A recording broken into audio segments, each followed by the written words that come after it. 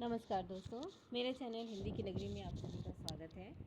आज की क्लास में हम पढ़ेंगे क्लास 10 हिंदी कोर्स ए का राम लक्ष्मण परशुराम संवाद का चौथा पद। तो चौथे पद को पढ़ने से पहले ये पद किस समय का किस प्रसंग का वर्णन करता है इसके बारे में पहले जानेंगे।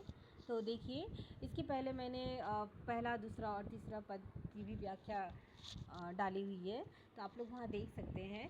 चौथे पद में उस समय का वर्णन है जब लक्ष्मण की व्यंग भरी बातों से परशुराम का क्रोध बढ़ने लगता है और इतना ज़्यादा क्रोधित हो जाते हैं वो कि ये चौथे पद में आप देखेंगे कि वो किस तरह से कौशिक यानी कि विश्वामित्र को भी लक्ष्मण को शांत रहने के लिए बोलते हैं, ठीक है।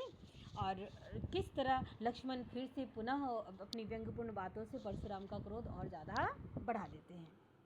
तो सबसे पहले इस पद को पढ़ने से पहले हम इसके कठिन शब्दों पर प्रकाश डालेंगे और उसके बाद एक एक पंक्ति पढ़ते हुए इसकी व्याख्या समझेंगे। तो देखिए, कौशिक का अर्थ होता है विश्वामित्र, कुटिल यानी कि दुष्ट, कालवश का अर्थ होता है मृत्यु के वशीभूत, घालकु यानी घातक, भानुवंश यानी सूर्यवंशी, राकेश कलंकु का अर्थ होता है चंद्रमा का कलंक, निपट पूरी तरह से, निरंकुश का अर्थ होता है जिस पर किसी का वश न चले, अबुधु यानी कि नासमझ, असंकु का अर्थ होता है शंका रहित, काल कवलु यानी कि काल का ग्रसित, क्षण माही यानी क्षण भर में ही, खोरी का अर्थ होता है दोष, वर्णी यानी कि वर्णन किया, दुसा का अर्थ होता है असह्य, वीर व्रती यानी कि वीरता का व्रत धारण करने वाला, अछोभा का अर्थ होता है क्षोभा रहित, गारी यानी कि गाली, शूर का अर्थ होता है शूरवीर, जो वीर योद्धा होते हैं उनको यहाँ शूरवीर कहा गया है, समर का अर्थ होता है युद्ध, रण यानी कि युद्ध, रण और समर दोनों का ही अर्थ युद्ध है, कथहि प्रतापु यानी कि प्रताप की डिंग मारना। तो अब देखिए, अब हम इस पद में एक एक पंक्ति को पढ़ते हुए इसकी व्याख्या समझेंगे, ठीक है। तो आइए व्याख्या समझते हैं हम सभी। पहली जो लाइन है, कौशिक सुनहु मंद एहि बालकु, कुटिलु कालवश निजकुल घालकु। तो ये जो पद है, इसमें जो पहला पंक्ति है, इसमें परशुराम को लक्ष्मण की व्यंग भरी बातों से तो ऐसे ही बहुत क्रोध आया था, है ना। तो इतनी क्रोधित हो गए थे कि अब वो विश्वामित्र की तरफ इशारा करके उनको कहते हैं कि हे विश्वामित्र, यह बालक बहुत कुबुद्धि और दुष्ट है। देखिए यहाँ पे, कौशिक सुनहु मंदेहि बालकु, कहते हैं कि हे कौशिक, हे विश्वामित्र सुनो, ये जो बालक है ये एकदम मंदबुद्धि है, कुटिल कालवश निजकुल घालकु, ठीक है, यह अपनी ही कुल को ख़त्म करना चाहता है, यानी कि यह काल के वश में, मृत्यु के वश में आकर अपने कुल का ही घातक बन रहा है। भानुवंश राकेश कलंकु, निपट निरंकुश अबुधु असंकु। फिर कहते हैं कि यह जो सूर्यवंशी बालक कैसा है, जैसे चंद्रमा पर लगे हुए कलंक के समान, ठीक है। जिस तरह से चंद्रमा पे कलंक लगने के कारण चांद में जो काला धब्बा दिखाई देता है, उसी तरह से ये सूर्यवंशी, ये राजकुमार तो है, लेकिन ये अपने ही कुल का घातक बन रहा है, जिस तरह से चंद्रमा पर लगे हुए कलंक के ये समान है। आगे देखिए, काल कवलु होयहि क्षण माही, कहो पुकारी खोरी मुहि नाही। फिर कहते हैं विश्वामित्र से परशुराम, ये सूर्यवंशी चंद्रमा पे लगे हुए कलंक के समान है और मुझे यह पूरी तरह उद्दंड, मूर्ख और निडर लग रहा है।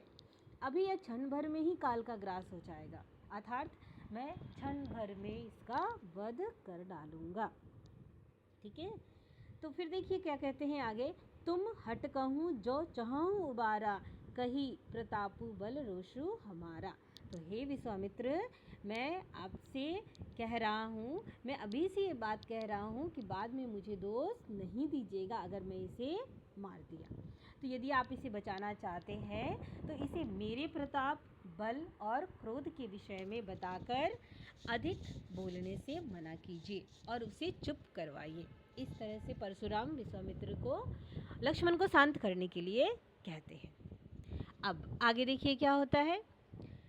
ये सारी विश्वामित्र की सारी बातें सुनकर लखन कहयु मुनि सुजसु तुम्हारा, तुम ही अछत को वरने पारा। अब विश्वामित्र को कुछ बोलने से पहले लक्ष्मण बोलते हैं, इतने पर लक्ष्मण चुप नहीं होते और बोलते हे मुनिवर। देखिए, लखन कहे मुनि सुजसु तुम्हारा, तुम ही अछत को वरने पारा, कहते हे मुनिवर, आपका सुयस आपके रहते हुए दूसरा कौन वर्णन कर सकता है। ठीक है, फिर से पुनः व्यंग करते हैं लक्ष्मण यहाँ पे परशुराम पे कि आप तो अपने सुयस का बखान किए ही जा रहे हैं, फिर आपके रहते हुए आपके यश का बखान भला कौन कर सकता है। आगे लाइन देखिए, अपने मुँह तुम आपहनी करनी, बार अनेको भांति बहुवर्णी।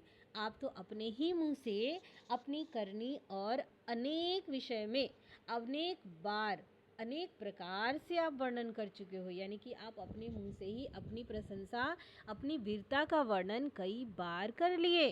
ठीक है, अपने मुँह तुम आपनी करनी, बार अनेको भांति बहु वर्णी। वर्णी मतलब वर्णन करना। नहीं संतोषु तब पुनि कछु कहु, जनिरिस रोकी दुस्सह दुख सहु। फिर कहते हैं लखन यहाँ पे लक्ष्मण कहते हैं व्यंग करते हुए कि अपने क्रोध को रोककर असह्य दुख को सहन मत कीजिए। अगर आपको इतने पे भी संतोष नहीं है, आपको लगता है कि आपने अपने वर्णन में कुछ छोड़ दिया है, तो आप उसे भी कह डालिए। आप उसे रोक कर सहन करके असह्य दुख सहन मत कीजिए। ठीक है, कहने का अर्थ है कि हे परशुराम, हे मुनिवर, आप अपने मुंह से अपनी यश, अपनी प्रशंसा तो बहुत बार कर चुके। अगर अभी भी कुछ बोलना बाकी है आपको अपने बारे में, तो आप बोल लीजिए। आप उसे न बोलकर आप जो असह्य दुख सहन कर रहे हैं, ऐसा मत कीजिए। आप वीरता का व्रत धारण करने वाले, धैर्यवान और क्षोभ रहित है। ठीक है, अब देखिए फिर क्या कहते हैं, अपने मुँह तुम ही आपने, ये हो चुका। नहीं संतोषु तब पुनि कछु कहू, यानी कि आपको अभी भी संतोष नहीं है, तो जो कुछ भी बचा हुआ है आप कह दीजिए। जनिरिस रोकु दुसह दुख सहु। ठीक है, अपने क्रोध को रोककर आप दुख सहन मत कीजिए। वीर व्रती तुम क्षीर अशोभा, गारी देत न पहाऊं शोभा। फिर कहते हैं यहाँ पे आप वीरता का व्रत धारण करने वाले, धैर्यवान और क्षोभ रहित है, आपको गाली देना शोभा नहीं देता। ठीक है, अब देखिए आगे जो 2 लाइन है, इसमें क्या कहते हैं लक्ष्मण क्या कहते हैं परशुराम से, सूर समर करनी करही, कहीं न जानवही आपू। यानी जो शूरवीर होता है, जो सच्ची में सच्चा वीर होता है, सच्चा योद्धा होता है, वो अपनी करनी युद्ध में दिखाते हैं। ठीक है, अपनी करनी कहाँ दिखाते हैं, युद्ध में, बातों में वर्णन नहीं करते। विद्यमान रण पाई रिपु, कायर कथई प्रतापु। और जो शत्रु को युद्ध में उपस्थित पाकर भी अपने प्रताप की व्यर्थ बातें करने वाला जो होता है, वो कायर होता है। कहने का अर्थ है कि लक्ष्मण यहाँ पे परशुराम को चुनौती देते हुए कहते हैं कि अगर आप वीर होते, अगर आप सच में शूरवीर होते, तो जो शूरवीर होता है उसका नियम होता है या उसका चरित्र होता है कि वो अपनी वीरता युद्ध भूमि में दिखाता है। ठीक है, इस तरह से भरी सभा में अपनी प्रशंसा करके वो डिंगे नहीं हाँकता। ऐसा जो करता है वो कायर कहलाता है। ठीक है, तो आशा करते हैं कि आप सभी को इस पद की व्याख्या अच्छी तरह से समझ आई होगी। अगला जो 5वां पद है, 5वें पद की व्याख्या हम अगली वीडियो में समझेंगे।